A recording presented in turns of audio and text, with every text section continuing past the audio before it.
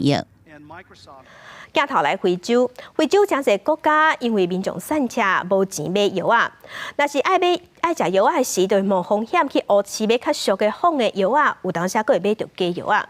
这药啊，毋若无法度治病，有当时佫会食死人。联合国之前就公布一份调查，讲伫撒哈拉以南的非洲的国家，逐年因为食到假药啊，食死人的人数有27万人。社会国家塞内加尔的首都达卡这条街仔路，有真侪档啊，拢在卖假药啊，是真有名的假药啊乌市。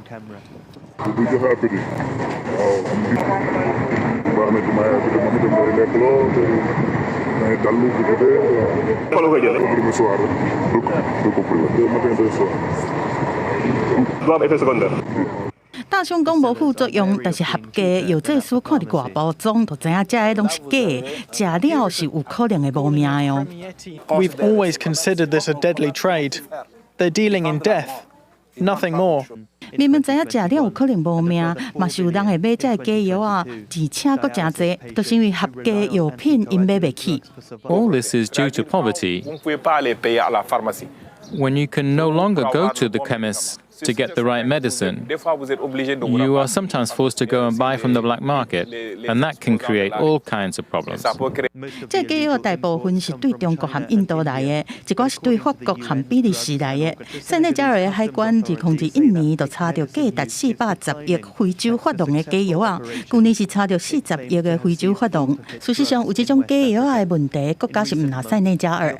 联合国1月公布报告，撒哈拉以南的非洲国家，当年因为卖假药啊、食假药啊死亡的人数是有27万人才多。塞内加尔隔壁的几内亚嘛是一堆假药啊。Open the bags quickly. This bag is yours? No, all that's for my mother. 几内亚政府最近是拼命在抓乌市的药品，而且甲涉嫌卖假药啊药商都移送法办，就是希望会当导正药品的市场，莫阁互假药害死人。国际刑警组织统计，对2017到2021，因伫社会地区就查到600多吨的假药啊，也是无合格的药品。公司新闻徐婉玲编译。